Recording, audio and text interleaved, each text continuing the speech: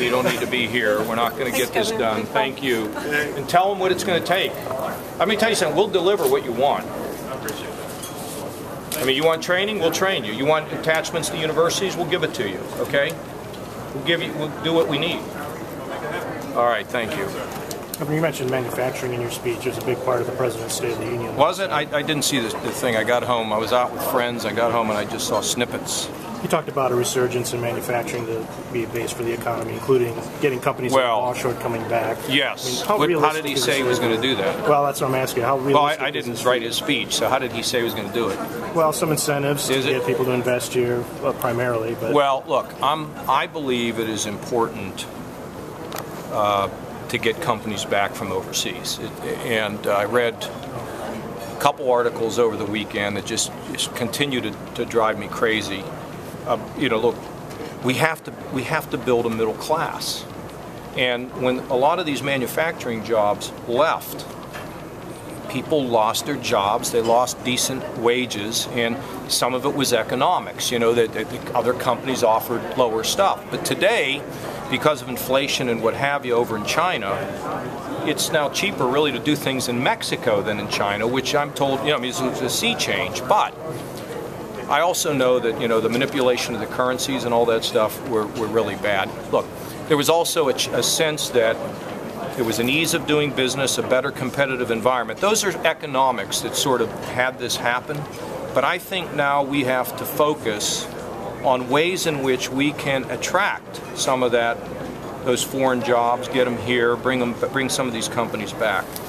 And I've asked a few people to start thinking about what are realistic incentives, because I don't want to go out and make a speech and say we're going to bring manufacturing back, but, you know, I don't be realistic with people as to what can happen. Here's what I know. I know we got that Republic Steel up in Lorraine. We did it. We worked with them. We didn't give away the store, and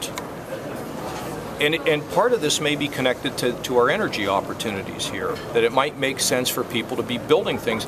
V&M Star. I mean, you're familiar with that company. It's over there basically because of the energy business. It's a French company. Now, what's the potential for expansion? I don't know, but their footprint is here, and they're investing in the United States. I'm really pleased with what's happening with the auto industry here, with Honda, you know, building a supercar here. I mean, to some degree, they do things on their own, but we can help train workers. So we have to think about what is it that we can do that is so appealing that companies begin to think about coming back onshore. And I don't have the answers yet, but I know it's going to involve some financial incentives. I know it will involve some job training. It's like I told the Microsoft guys right here, you know. Look, you want trained workers? I'll get you to train workers. I just don't want to do it one-off. I want to do it on a systemic basis. But I think this is something that we just have to pay a lot of attention to. And there's no easy answer, though. But I think that in our state, manufacturing is, I mean, it's a given in Ohio. We have people that know how to make things. And we've got to also be able to distribute them, which is why infrastructure is so important. Governor, you mentioned falling unemployment in the state. You mentioned job creation, all the good things happening. The president last night mentioned Ohio a lot. Did he? Sent a shout out to Toledo, to Cleveland, talked about manufacturing. Yeah. How does he not get credit in this election year for an improving Ohio? I could care less who gets the credit. I mean, are you kidding? Look, and the unemployment numbers, you don't hear me, you know, saying that much about them, because we get some people that drop out of the workforce and it brings the numbers down, but it's certainly moving in the right direction. If a family gets a job, I don't care who gets credit for it. I mean, that's fine. I understand the question. Bother me. I hope he gets all the credit. We get everybody back to work in Ohio. I mean, that's what this is about. This is not about some political game where, you know, somebody's searching for credit. I mean, come on. Look, I know this is hard for people that look at. My mission is exactly what I said in there. That's not a political speech. Get people working. Help their kids. I don't care who gets the credit. I'd be glad to say I had nothing to do with it if we can get them all working, because that's going to make lives better, and that's what I'm for. You mentioned 77 training programs. Yeah, and I know or 77 different training programs in 13 different entities. At any rate, it's somewhere between 52 and 77. You've hired Frederick. He works out of your office. Well, he was working. I gave him a battlefield promotion to do this. What's the change going to be? Are you going to? Well, everybody's got, Joe, we don't have companies now engaging in systemic forecasting. So if you don't know what they need, how are you supposed to train people for them? I understand that, but I mean, are you going to get rid of the program? We'll be announcing this soon. We're going to create a workforce operation inside the governor's office. We will have business people that will serve on that, and this is going to be a big overhaul. But that's just part of it. I mean, getting the structure right is important, but there's more to do than that. And we have to look at what all these different operations are doing, because I don't think anybody knows. So job training is really big. I mean, I've been talking about that. You've heard me talk about it for months before the president talked about it or anybody else talked about it. So first get them to forecast. Look, they're not comfortable doing it. I've talked to, the ANGA, the American Natural Gas Association. What jobs do you need? Well, we'll get back to you. I finally am to the point where, no, you're not getting back to me. You're going to tell me what you have. And I think we're making a little progress on that. But then we can train people, because you can't train them overnight. But this is true with everything across the board. Train them, find out what people need, then train them, then get them to work. It sounds simple, but people have been writing about this for 20 or 30 years. I mean, you go back and check. Some reporter told me, I forget who it was a reporter from the Plain Dealer. He said to me, I wrote about this in the 90s. It's been an ongoing problem. We have good news for example, Chrysler's going to send me a list of what they need. We'll involve the institutions to get people trained.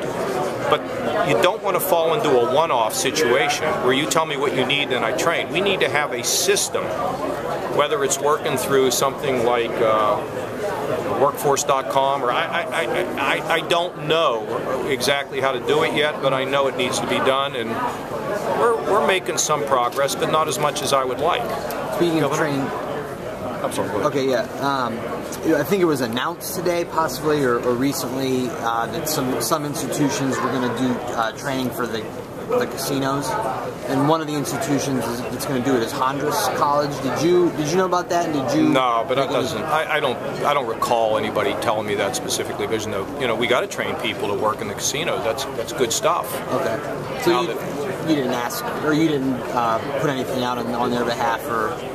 No, I don't remember doing anything like that, Joe. But I do so many things I can't keep track of it all. Governor, is the new budget review so far suggesting a significant fiscal rebound? We will answer all questions on that when it's ready. I don't want to get into mid-budget review, but any hopes? I'm not answering any questions on the MBR today. We'll get you soon enough. What I worry about on the revenue is, revenues that don't come in the way we want them. I got a little bit concerned when I saw the numbers in November and December. I'm getting some preliminary numbers in January, which makes me feel better. But you have to monitor this all the time, because what you don't do is sweep this under the rug. And as I said, I don't really want to get into any more cutting, because I don't think that's the way to the top. But I got to do what I got to do. I can't let us go in the hole again, and we're back in the same dilemma. I'm not going to let that happen. But let's see. I think I told all of you, a couple of you, that this is not a red flag. It's a yellow flag. You gotta watch the numbers. It's like I watch my budget, yeah. The West Virginia legislature today passed a 25-year tax incentive to get this Shell cracker plant. Do you think that's going to make a difference in the competition? 25-year incentive? Wow, that's pretty good. I have to look. I think the challenge for Ohio is we don't know what the feedstock situation is. But here's what I do know. First of all, no one knows if there's going to be a facility like that even located in the region. And if it's in the region, then we can all benefit. For example, if there's a cracker located in Pennsylvania, one of the things that we know is the spin-off from the cracker can be used extensively in the automobile industry. That involves resins, it involves molds. You have to have workers. So you got to have a job site. You got to have the workers trained. You don't have to have extensive experience to do this, but you have to be thinking ahead. So I've asked our people to think about how we could benefit as a state from a cracker being located in the region.